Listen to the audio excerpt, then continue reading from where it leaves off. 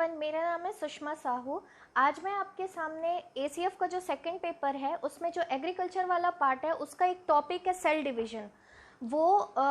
उस cell division के ऊपर आपके लिए वीडियो लेकर आई हूँ। तो अगर आपको मेरा वीडियो पसंद आए, समझ आए तो प्लीज़ लाइक शेयर सब्सक्राइब ज़रूर करें। तो अपन स्टार्ट करते हैं। Cell division. सेल डिवीज़न का मतलब होता है सेल का डिवाइड होना।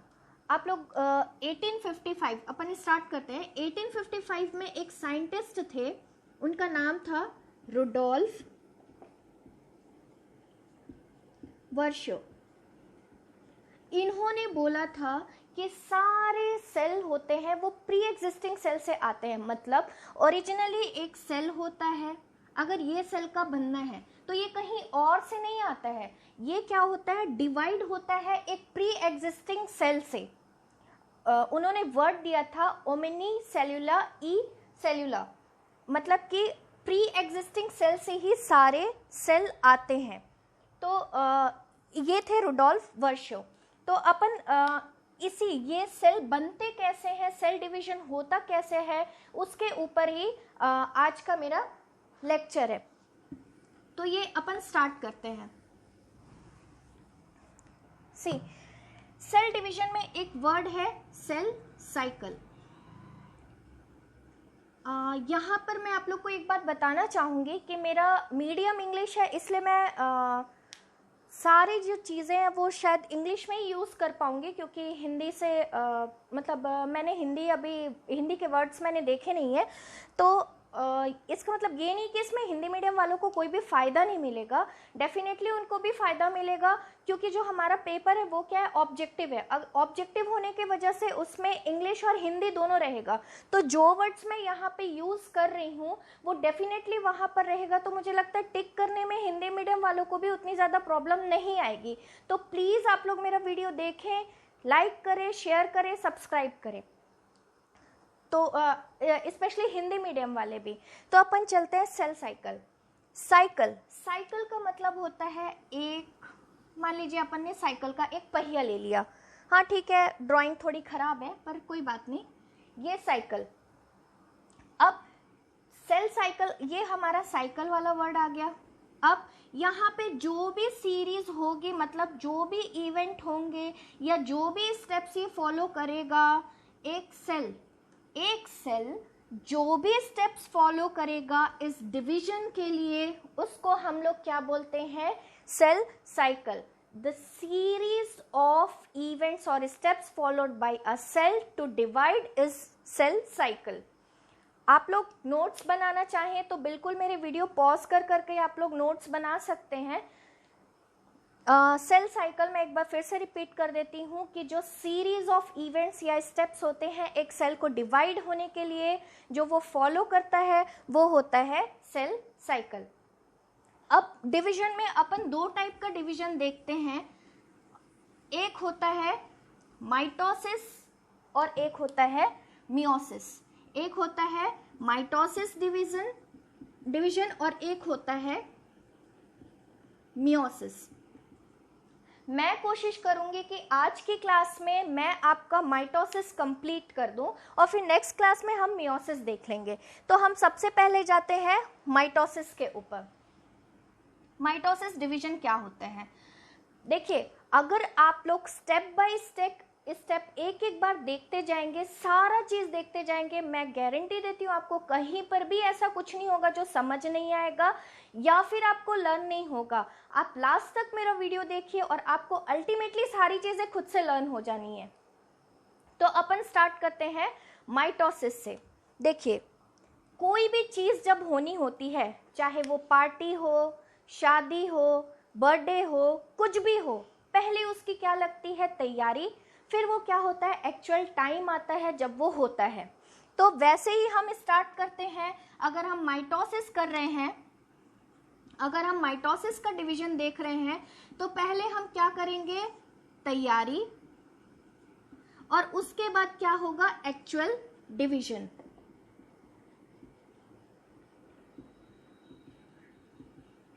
पहले क्या होगी, तैयारी, किसी भी बात की पहले क्या होती है, तैयारी।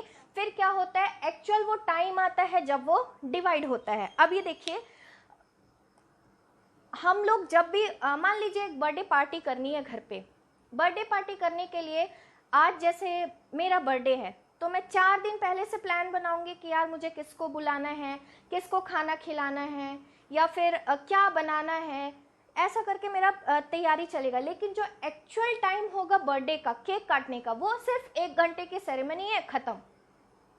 तो वैसा ही यहाँ पर भी होता है, तैयारी हमारी होती है 23 घंटे की, और जो एक्चुअल डिवीजन होता है वो होता है 1 आवर का। मैं आप लोगों को यहाँ पर एक बात और बता देना चाहूँगी कि मेरे जो भी कॉन्सेप्ट्स है या जो भी आपका ये चीज़ है, ये मेरा सारा कुछ एनसीईआरटी से लिया हुआ है। और उसका रीज़न ये है कि आप लोग को सबको पता है कि अभी आयोग क्या करता है, एनसीईआरटी को ही मतलब एनसीईआरटी से ही क्वेश्चंस उठा के डालते रहते हैं। तो मैंने आप बिल्कुल ये वीडियो देखने के बाद एनसीईआरटी रीड कर सकते हैं, आपको एनसीईआरटी की एक एक लाइन समझ में आएगी और आपको लगेगा कि हाँ, आपने जो वीडियो दिखा वो पूरा एनसीईआरटी का ही अगले ने आपको सारा कुछ बताया है, और मैंने भी सारा कुछ एनसीईआरटी से ही किया है। तो यहाँ पर अपन देखते हैं कि जो तैयारी है वो है क्या, 23 घंटे की, और जो एक्चुअल डिवीजन है वो होता है 1 घंटे का। और जो तैयारी होती है उसको हम लोग बोलते हैं इंटरफेस। जो तैयारी होती है उसको हम लोग बोलते हैं इंटरफेस, और जो एक्चुअल डिवीजन होता है वो होता है एम फेज, या फिर इसको हम बोलते हैं माइटोटिक फेज। जाहिर सी बात है, हम माइटोसिस देख रहे हैं तो ये एम फेज क्या हो जाएगा, माइटोटिक फेज। ठीक है, मुझे लगता है यहां तक सारी बातें क्लियर होंगी। तैयारी हुई 23 घंटे की, हमने 23 घंटे की तैयारी को क्या नाम दिया, इंटरफेस। एक्चुअल डिवीजन, जब एक्चुअल टाइम आया डिवाइड होने का, वो था 1 घंटे का, हमने उसको क्या नाम दिया, एम फेज, या फिर बोला माइटोटिक फेज। अब हम सबसे पहले क्या करते हैं, तैयारी करते हैं। तो चलिए तैयारी करते हैं।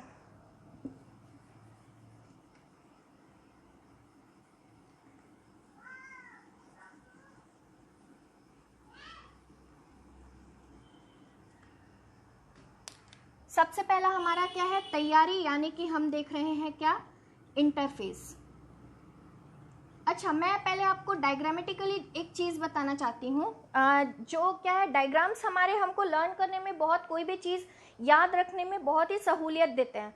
तो मैं आपको डायग्राम के थ्रू बताना चाहती हूँ। मान लीजिए ये हमारा 24 आवर्स का सर्कल है, इसमें जो 5% पार्ट है वो क्या हुआ, 1 घंटे का पार्ट हमारा हो गया एम फेज, और बाकी जो 95% है वो क्या हो गया हमारा इंटरफेस। ये हमारा क्या हो गया, इंटरफेस। ठीक है, और ये 5% जो हमारा है वो क्या है, हमारा एम फेज, और ये जो इंटरफेस है वो है हमारा 95%। अब देखते हैं इंटरफेस। इंटरफेस फिर से डिवाइड हो रहा है, किसमें, G1 में, S में, और ये G2 में। इंटरफेस को हमने डिवाइड किया है G1, S और G2 में। हमने अपनी तैयारी 3 पार्ट में डिवाइड की, G1, S और G2 में।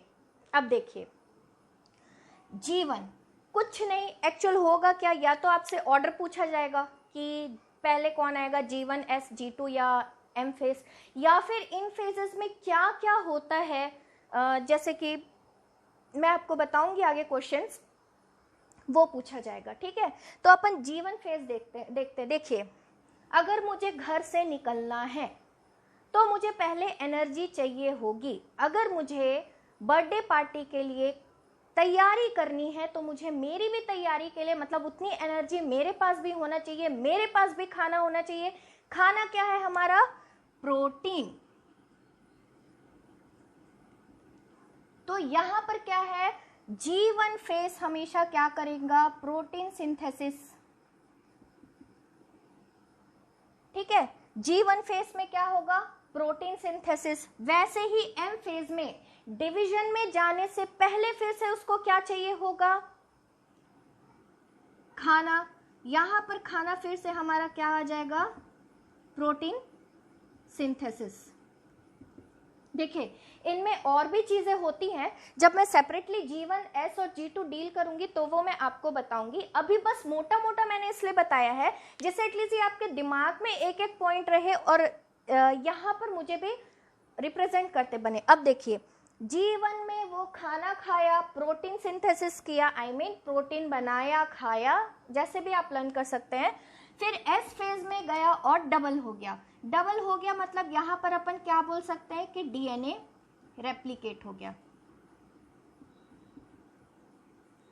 अब मैं ये आपको बात समझाऊंगी, डीएनए क्या होता है, रेप्लिकेट होता है। रेप्लिकेट होना मतलब होता है डबल होना, मतलब डबल होना, ठीक है। तो G1 में प्रोटीन सिंथेसिस, G2 में S में डीएनए रेप्लिकेशन, G2 में प्रोटीन सिंथेसिस, है ना। अब इसको आप क्या बोलते हैं, अगर आप लर्न करना चाहें तो आप ऐसे भी याद कर सकते हैं, इंटरफेस G1 से G2 में समाप्त। तो ये हमारा पहला G1 फेज आता है, फिर G1 से S फेज आता है, फिर G2 फेज आता है, फिर M से M फेज आता है और ये समाप्त। इंटरफेस शुरू होता है G1 से G2 में समाप्त। ये कोड है, अगर आप लोग को लर्न करने में कोई दिक्कत हो, ऑर्डर फॉलो करने में कोई दिक्कत हो तो आप इसको लिख सकते हैं, ठीक है। तो मैं, अगर आप लोग इसको बनाना चाहें तो बना लीजिए, नोट कर लीजिए। मैं वीडियो पॉज करके आप ये कर सकते हैं, ठीक है। मैं इरेज कर रही हूँ।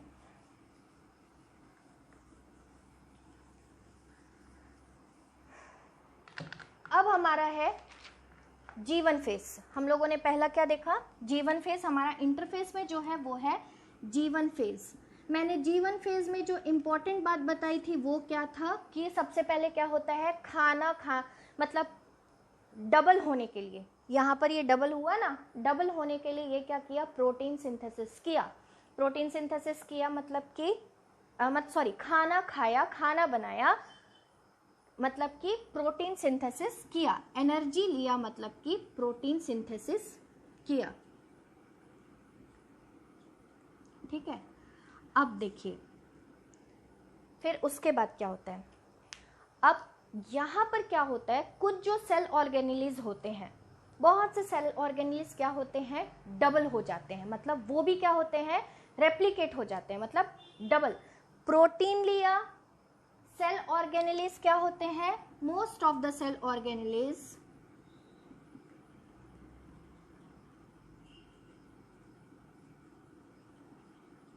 रेप्लिकेट्स, मतलब बहुत सारे जो सेल ऑर्गेनेलिज होते हैं वो रेप्लिकेट हो जाते हैं। लेकिन एनसीईआरटी में जो मेंशन किया है जिन सेल ऑर्गेनेलिज का नाम, वो है आपका एंडोप्लाज्मिक रेटिकुलम,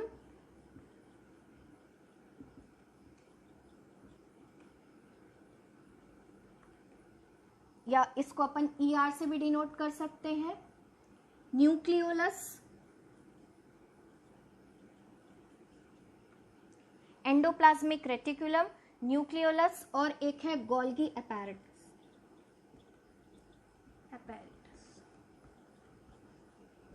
प्लीज़ अगर स्पेलिंग मिस्टेक होगा, अगर स्पेलिंग मिस्टेक होगा तो प्लीज़ थोड़ा सा अवॉइड करिएगा, क्योंकि बायो यार, मतलब इनकी जैसा प्रोनाउंसिएशन रहता है कई बार वैसे स्पेलिंग नहीं होती है, ठीक है। तो एंडोप्लाज्मिक रेटिकुलम, न्यूक्लियोलस और गोल्गी अपैरेटस, ये क्या बोलते हैं, वो सेल ऑर्गेनेलिज हैं जो रेप्लिकेट होते हैं। मतलब एनसीईआरटी में इनको मेंशन किया है, तो हो सकता है एग्जाम में ये पूछ दे, और दूसरे भी मैं आपको बताऊंगी, क्योंकि कुछ है जो एस फेज में रेप्लिकेट होते हैं, कुछ है जो G2 में रेप्लिकेट होते हैं, तो वो भी मैं आपको बताऊंगी। तो इसलिए मैंने यहाँ पर स्पेशली नाम भी मेंशन कर लिया है, ठीक है। फिर क्या होता है, अब देखिए रेप्लिकेट हो रहा है, मतलब ये एक घर है, पहले इसमें 1 2 3 लोग रहते थे, अब ये तीनों बड़ा, ये 2 रूप ले लिया, मतलब इसको, मतलब ये 2 हो गए तो इसको कुछ बड़ा होना पड़ेगा, फिर ये भी 2 हो गए तो ये और बड़ा होगा, फिर ये भी 2 हुआ तो ये और बड़ा होगा। इसका मतलब क्या होगा, सेल साइज क्या होता है, इंक्रीज होता है।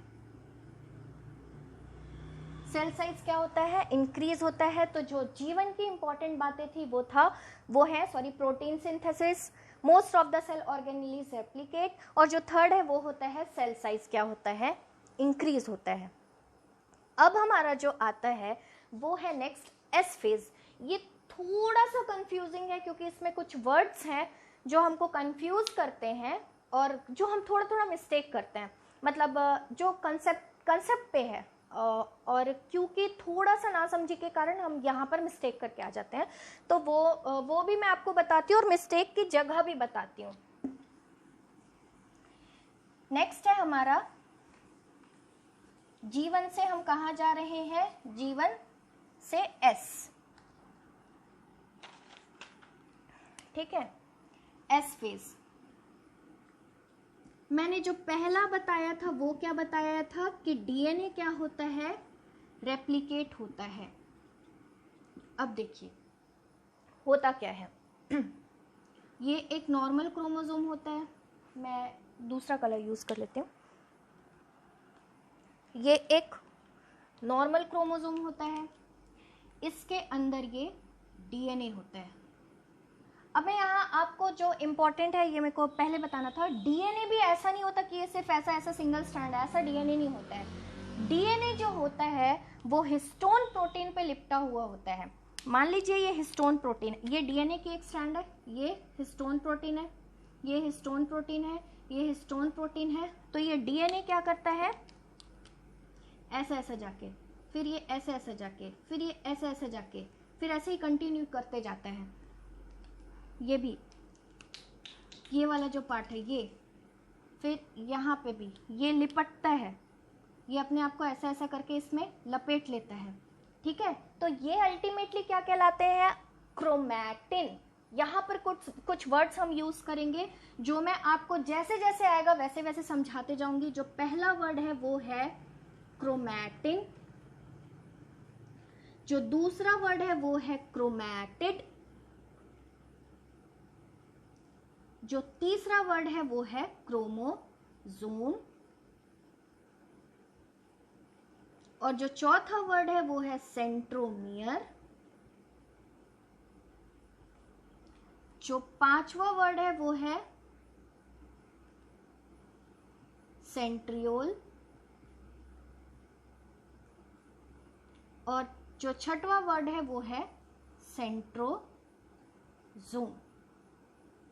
ये ना आगे जैसे जैसे आते जाएंगे। अभी आप क्या करिए, इसको एक जगह लिख लीजिए। उसका रीजन ये है, देखिए जिन लोगों ने बायो पढ़ा है उनके लिए तो ये बहुत इजी होगा क्योंकि वो सारे वर्ड्स के मतलब जानते हैं, हर चीज़ जानते हैं। लेकिन जिन लोगों ने पहली बार देखा है, जैसे इंजीनियरिंग के स्टूडेंट्स हो गए या एग्रीकल्चर के जिनका बायो पार्ट नहीं रहा है, तो उनके लिए थोड़ी दिक्कत जाएगी, है ना। तो एक जगह आप लिख लीजिए और फिर जैसे जैसे मैं समझाते जाऊंगी ना वैसे वैसे इनका आप क्या बोलते हैं वहाँ पर लिखते जाइएगा। तो आप जब एक बार पलट के देखेंगे तो आपको दिक्कत नहीं होगी। अब ये देखिए क्रोमैटिन, क्रोमैटिन मैंने एक्सप्लेन किया कि ये डीएनए है। अब ये डीएनए क्या करता है, सॉरी वेट, ये एक डीएनए है। ये डीएनए क्या करता है, हिस्टोन प्रोटीन, बहुत इंपॉर्टेंट है। डीएनए जिस प्रोटीन पे लिपटता है या क्रोमोसोम में जो क्रोमैटिन बनते हैं, डीएनए क्रोमैटिन होता है। डीएनए और हिस्टोन प्रोटीन ये बहुत बहुत बहुत इंपॉर्टेंट है क्योंकि सेल डिवीजन में histone protein histone protein histone protein यही बार बार बार बार बार बार, है ना। तो ये हमारा क्या है, हिस्टोन प्रोटीन है। इस पे ये क्या करता है, डीएनए ऐसा आके लिपटा, फिर थोड़ा स्ट्रैंड बना, फिर ये एक आया कौन, हिस्टोन प्रोटीन, फिर ये ऐसा लिपटा, फिर ये क्या हुआ आया, फिर ये तो ऐसे करके अगर हम देखेंगे ना तो ये अगर हमारा स्ट्रैंड है तो यहाँ पे यहाँ पे यहाँ पे यहाँ पे यहाँ पे यहाँ पे, यहाँ पे, यहाँ, यहाँ, ये हमको मोतियों की माला जैसे दिखेगी, हालांकि होती नहीं है, ये बस मैं अपने से बता रही हूँ, ये कहीं पे लिखा भी नहीं है मतलब, लेकिन मोती की माला ऐसी दिखती है ना, एक गोल, फिर ऐसा, फिर ऐसा, फिर ऐसा, फिर ऐसा। तो ये हमारा क्या कहलाता है, अल्टीमेटली जो ये वाला ऐसा ऐसा करके आता जाता है, ये हमारा क्या कहलाता है, क्रोमैटिन। ये जो हमारा पहला वर्ड है क्रोमैटिन। दूसरा वर्ड है क्रोमैटिड। तो जो ये वाला पार्ट है ना, ये हमारा क्या कहलाता है, क्रोमैटिड। और एक जो नॉर्मल क्रोमोसोम होता है, नॉर्मल क्रोमोसोम मतलब ये पूरा यहाँ से लेके ये है, और इसके अंदर जो ये क्रोमैटिन भरा हुआ है ना, ये वाला हमारा क्या कहलाता है, क्रोमोसोम। या फिर ये क्योंकि कॉम्पैक्ट है, कॉम्पैक्ट मतलब इसने अपना एक शेप ले लिया है ना, मतलब बंद जैसा, ये एक ऐसा करके शेप इसने ले लिया है, तो इसलिए ये हमारा क्या है, एक क्रोमोसोम। और जो ये सेंटर वाला पार्ट है, ये हमारा क्या कहलाता है, सेंट्रोमियर। ठीक है, ये हमारा क्या कहलाता है, सेंट्रोमियर। अब हम आगे देखते हैं।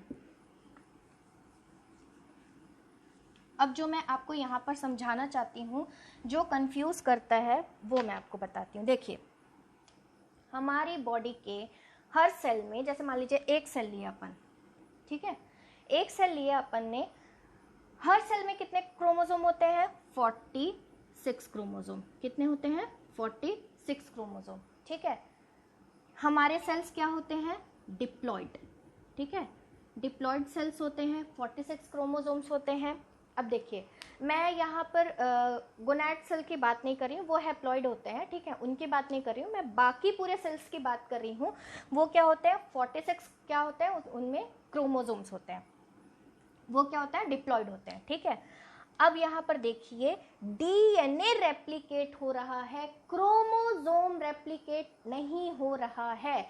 दैट मीन्स अगर एक, इस स्टेज में क्या होता है, इस पर्टिकुलर स्टेज में क्या होता है, वो मैं आपको समझा रही हूँ कि अगर एक पर्टिकुलर क्रोमोसोम है, मान लीजिए एक क्रोमोसोम ऐसा है, ठीक है, ये मान लीजिए एक क्रोमोसोम है,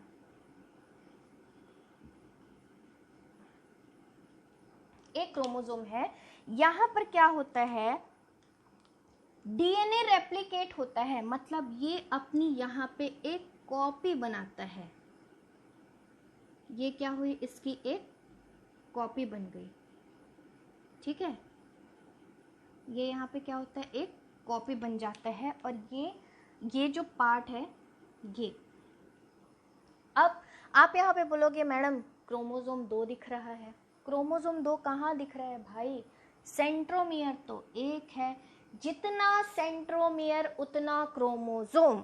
अगर यहाँ पे एक सेंट्रोमियर है तो एक क्रोमोसोम, अगर 2 अलग अलग सेंट्रोमियर हैं तो 2 अलग अलग क्रोमोसोम।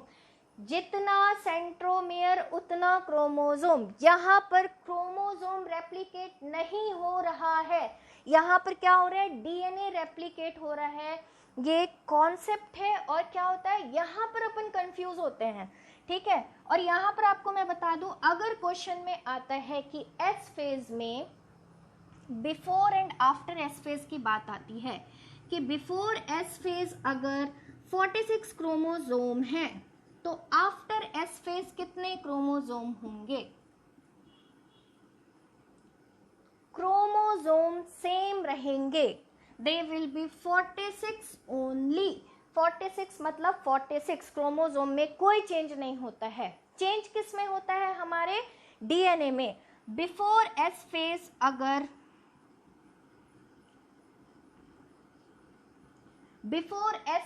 अगर डीएनए 2C है, डीएनए को C से रिप्रेजेंट करते हैं, ठीक है, 2C है, तो आफ्टर एस फेज डीएनए कितने हो जाएंगे हमारे, 4C। यहां पर क्या हो रहा है, डीएनए रेप्लिकेट हो रहा है, क्रोमोसोम रेप्लिकेट नहीं हो रहा है। ठीक है, डीएनए कंटेंट क्या हो रहा है, डबल हो रहा है। कौन रेप्लिकेट हो रहा है, डीएनए रेप्लिकेट हो रहा है। अब देखिए यहाँ पे एक और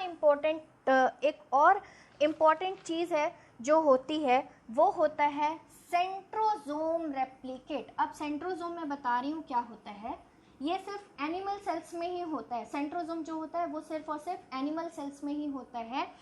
और ये मान लीजिए ये आगे आपको डायग्राम्स में दिखेगा, यहाँ पर बस मैं बता रही हूँ कि इसका स्ट्रक्चर कैसा होता है। ये एक सर्कुलर मेम्ब्रेन होता है, ठीक है, जिसके अंदर ये 90 डिग्री पे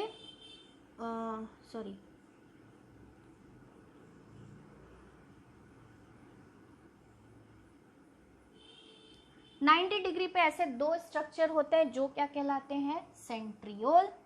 ये क्या हो गए हमारे सेंट्रियोल, और ये हो गए हमारा सेंट्रोजोम। इनका बहुत इंपॉर्टेंट पार्ट होता है डिवीजन में, माइटोटिक डिवीजन में, ये आपको दिखाई देगा। और ये सिर्फ और सिर्फ किस में होते हैं, एनिमल सेल्स में होते हैं। प्लांट सेल्स में they are not found. Animal cells में क्या होता है, ये पूरा स्ट्रक्चर क्या कहलाता है, ये पूरा स्ट्रक्चर ये क्या कहलाता है हमारा सेंट्रोजोम। और जो ये अंदर वाला है ये क्या कहलाता है हमारा सेंट्रियोल। ठीक है, अब आगे देखते हैं।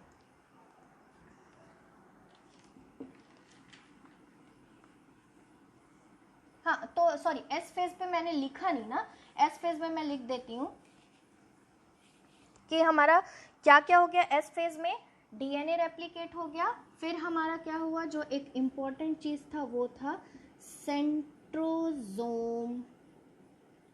रेप्लिकेट्स। और क्योंकि सेंट्रोजोम रेप्लिकेट हो रहे हैं तो अल्टीमेटली कौन रेप्लिकेट हो जाएगा, सेंट्रियोल भी रेप्लिकेट हो जाएगा, सेंट्रियोल भी रेप्लिकेट हो जाएगा। ठीक है, नेक्स्ट है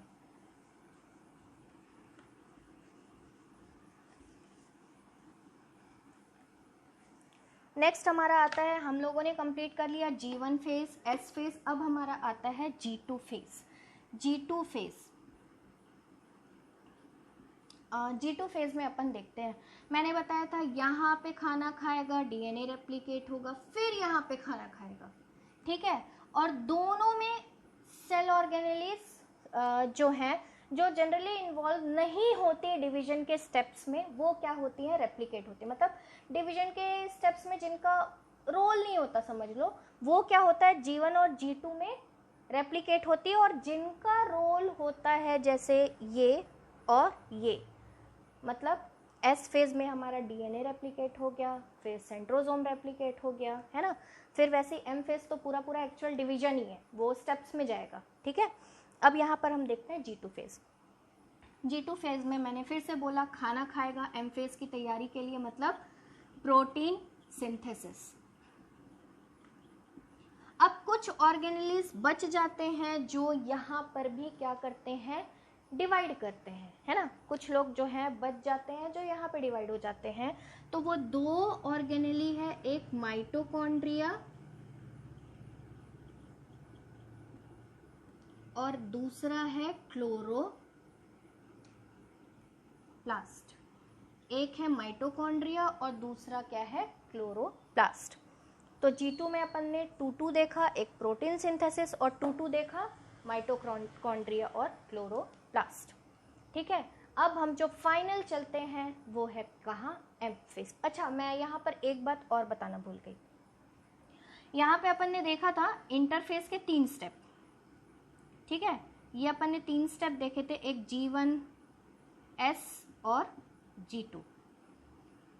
यहाँ पे लेकिन एक और स्टेप भी होता है। अब ये मत बोलिएगा कि आपने पहले क्यों नहीं बताया। देखो यार, होता क्या है, इनको अपन समझते हैं, उसके बाद वो लास्ट वाला मतलब वो आता जनरली यहाँ पर है, उसको अपन G0 बोलते हैं। लेकिन पहले समझा देती तो शायद समझ में नहीं आता, अब देखना इजीली समझ में आ जाएगा। ठीक है, तो ये है हमारा G0। G0 क्या होता है, अब ये तो साइकिल है यार, चलते जाएगा। मतलब एक सेल यहाँ पैदा हुआ एम फेज में, वो फिर G1 में जाएगा, S में जाएगा, G2 में जाएगा, फिर उससे एक नया सेल बनेगा, फिर वो यहाँ आएगा, फिर यहाँ, फिर यहाँ, फिर यहाँ, मतलब ये तो प्रोसेस चलती जाती है ना। लेकिन क्या होता है, सारे सेल्स पहले क्या होते हैं, जी नॉट फेज में, आप ऐसे समझ लो, ठीक है। एम फेज से वो क्या होते हैं, नहीं ऐसा नहीं बोलना चाहिए, एम फेज होता है, ठीक है। फिर G naught phase, G naught phase में क्या होता है, वो बोला एक तरह से वो है कि आपका रेस्टिंग फेज, मतलब आराम करने का टाइम है। ज़ीरो वैसे भी मिलता है तो रेस्टिंग फेज ही होता है, ठीक है। जी नॉट फेज हमारा क्या होता है, रेस्टिंग फेज। कुछ सेल्स जिनको बहुत तत्परता होती है, हम करेंगे करेंगे, सेल डिवाइड हमारा जल्दी होगा, फर्स्ट आना है, वो डायरेक्ट एम फेज से कहाँ जाते हैं, G1 फेज में जाते हैं, क्योंकि उनको पता है भैया हमको डिवाइड होना ही है। जैसे कि हमारी स्किन की सेल, अल्टीमेटली ये पैदा ही हुए हैं, इनको भगवान ने बनाया ही है कि भैया तुम्हारा जी नॉट का कोई कनेक्शन नहीं है, you are going directly to G1 phase. मतलब जिनको डिवाइड होना ही है वो किस में चले जाते हैं, G1 फेज में।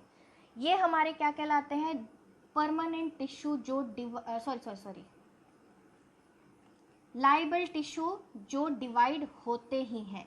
ये क्या कहलाते हैं हमारे लाइबल टिश्यू जिनको डिवाइड होना ही है, हमारे नाखून जिनको डिवाइड होना ही है, ठीक है। हालांकि ये डेड है, लेकिन क्या होता है अंदर से आता है, ये भी ऊपर का हमारा स्किन क्या होता है, डेड होता है, लेकिन जो अंदर वाला पार्ट है वो जो जस्ट इसके नीचे, वो क्या करता है, कंटिन्यूअसली डिवाइड करता रहता है, ठीक है। वो होता है लाइबल टिश्यू। नेक्स्ट है हमारा, अब कुछ सेल्स ऐसे होते हैं कि चले यार थोड़ी देर आराम कर लेते हैं फिर डिवाइड करेंगे, है ना, तो उनको अपन क्या बोलते हैं, स्टेबल। वो क्या करते हैं, आराम फरमाने कहाँ जाते हैं, जी नॉट फेज में, ठीक है। जो डायरेक्टली डिवाइड नहीं होना चाहते वो क्या करते हैं, आराम फरमाने जाते हैं जी नॉट यानी रेस्टिंग फेज में, ठीक है। ये क्या होता है हमारे स्टेबल टिश्यू। जो हमारे हाँ, स्टेबल टिश्यू का आपको एग्जांपल बता देती हूँ। ये जो किडनी के सेल्स होते हैं ना, नेफ्रॉन्स जिनको हम बोलते हैं, नेफ्रॉन्स, उधर दिख रहा है या नहीं मुझे आइडिया नहीं है, इधर लिख देती हूँ, नेफ्रॉन्स, ठीक है। किडनी के सेल्स जो होते हैं ना, नेफ्रॉन्स, वो क्या करते हैं, इसका मतलब ये है कि किडनी का अगर छोटा पार्ट डैमेज होता है तो वो एक टाइम बिंग के बाद खुद से हील कर जाता है, मतलब दवाइयाँ वगैरह लेना पड़ता है। अब वो तो वो क्या करता है, उनके में टेंडेंसी होता है कि वो डिवाइड करके अपने आप को ठीक कर ले। वैसे ही होता है लीवर, लीवर के भी सेल्स अगर कुछ पार्ट डैमेज हो जाए तो वो क्या करता है, खुद को हील करने की कोशिश करता है। अब इसका मतलब ये नहीं यार कि हम लोग दारू पिए और फिर उसके बाद लीवर सेल डैमेज हुआ यार कुछ तो नहीं होगा, ऐसा नहीं होता है यार। हर एक चीज़ की टेंडेंसी होती है, टाइम होता है ना। फिर उसके बाद होता है किडनी सेल्स आपका, लिवर सेल्स, और एक होता है पैनक्रियाटिक, मतलब पैनक्रियाज होता है ना, तो वो जो पैनक्रियाटिक सेल्स होते हैं ना, वो भी क्या करते हैं, उनके में भी होता है कि चलो एक बार डैमेज हो गया तो मतलब थोड़ा अगर डैमेज वैमेज है तो वो अपन क्या करते हैं, सो के उठ गए, रेस्ट ले लिए और अपन डिवाइड करके अपने आप को ठीक कर लिए। तो वो क्या होता है अपन के स्टेबल टिश्यू। फिर थर्ड आता है, वो होता है हमारा परमानेंट टिश्यू। परमानेंट टिश्यू ऐसे होते हैं जो कंप्लीटली भगवान ने एक बार बनाया है, उसका दोबारा कुछ नहीं हो सकता। अगर डैमेज तो डैमेज, ना वो सो के उठेगा ना कुछ, भैया हमको बना दिए, हम अपना काम कर लिए, तुम्हारी मर्जी, संभाल के रखना चाहते हो कि नहीं रखना चाहते हो। जैसे कि एग्जांपल है हमारे न्यूरॉन्स, है ना, ये अगर एक बार डैमेज हुए तो बनने की कोई गुंजाइश नहीं है, ठीक है। तो वो क्या होते हैं, परमानेंट टिश्यू। तो जी नॉट फेज में क्या होता है, जो डायरेक्टली मतलब ऐसे सेल्स होते हैं जो कभी डिवाइड हो सकते हैं, या ऐसे सेल्स होते हैं जो कभी भी डिवाइड नहीं हो सकते हैं, ठीक है। तो वो उस फेज में चले जाते हैं और वहाँ पर ठीक है, फिर उसके बाद हो सकता है वो जी नॉट से G1 फॉलो करे भी, और हो सकता है वो ना भी फॉलो करे, ठीक है। तो अब अपन चलते हैं, नेक्स्ट है हमारा जो मेन है एम फेज, है ना, इसको अपन देखते हैं, ठीक।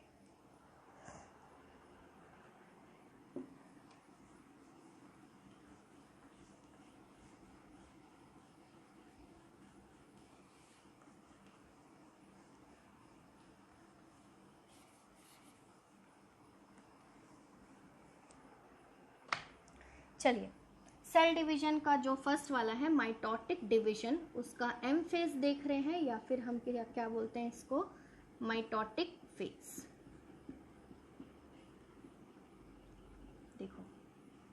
होता क्या है? डिवीजन मतलब विभाजन। मान लीजिए घर में लड़ाई होती है, मान लीजिए, हाँ सबसे अच्छा है, एक घर में दो भाई है। क्या हुआ? दोनों भाई पहले तो अच्छे से रहे, शादी हुई, उसकी बीवी आई, उसकी बीवी आई, दोनों ने क्या किया? कानाफूसी की या जो भी किया। तो पहले क्या हुआ? अंदर विभाजन हुआ, अंदरूनी विभाजन, रिश्तों में दरार हुई। उसके बाद क्या हुआ? घर का विभाजन। ठीक है, सेल डिवीजन भी ऐसे ही होता है। पहले क्या होता है? ये हमारा अच्छा सेल है, इसमें पहले अंदरूनी हलचल होगी। ठीक है, मतलब ये जो भी मटेरियल है इसका अंदर का, ये क्या करेगा, सॉरी ये न्यूक्लियस है, मैं समझाऊंगी। ये पहले अंदर डिवाइड होगा, मतलब कि ये क्या हो जाएगा? दो ठो में बट जाएगा। ठीक, फिर उसके बाद क्या होगा? बाह्य डिवीजन। ठीक, तो पहले क्या होगा? अंदरूनी दरारें, उसके बाद क्या होगी? बाहरी दरारें पड़ेंगी। ठीक है, मतलब फिर चल भैया क्या टेंशन लेना, तू भी अलग मैं भी अलग, तू अपनी बीवी के साथ खुश, मैं अपनी बीवी के साथ खुश। ठीक है, तो ये होता है। अपन देखते हैं माइटोटिक फेज। तो जो पहला फेज होता है अंदरूनी विभाजन, उसको हम लोग बोलते हैं कैरियोकाइनेसिस। ठीक है, क्या बोलते हैं हम उसको? कैरियोकाइनेसिस। इसमें क्या होता है? न्यूक्लियस का डिवीजन। इसमें क्या होता है? न्यूक्लियस का डिवीजन। जो हमारा न्यूक्लियस मतलब ये अंदरूनी जो मैटर है वो क्या हो गया? पहले हमारा डिवाइड, इसको हम लोग क्या बोलते हैं? कैरियोकाइनेसिस। और जो हमारा दूसरा होता है, जो घर भी अलग हो गया, वो क्या होता है? साइटोकाइनेसिस। क्या होता है? साइटोकाइनेसिस।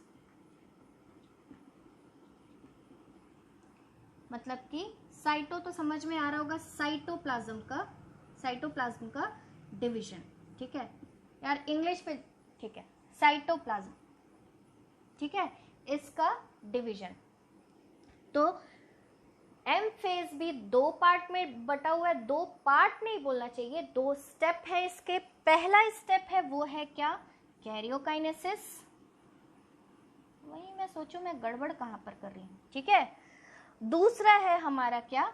साइटोकाइनेसिस। ठीक है, अब हम पहला पार्ट देखते हैं।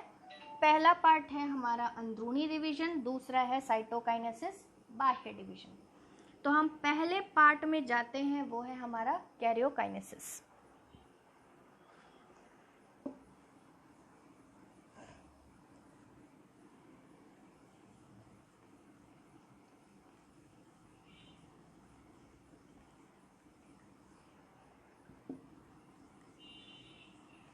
ठीक है, पहला है हमारा कैरियोकाइनेसिस। अब मैं आपको बताती हूँ ना, कैरियोकाइनेसिस के भी 4 पार्ट हैं, 4, जो बहुत इंपॉर्टेंट है, बहुत कंफ्यूजिंग है और पूरा कचरा करके रख देते हैं। ठीक है, कैरियोकाइनेसिस के भी क्या है?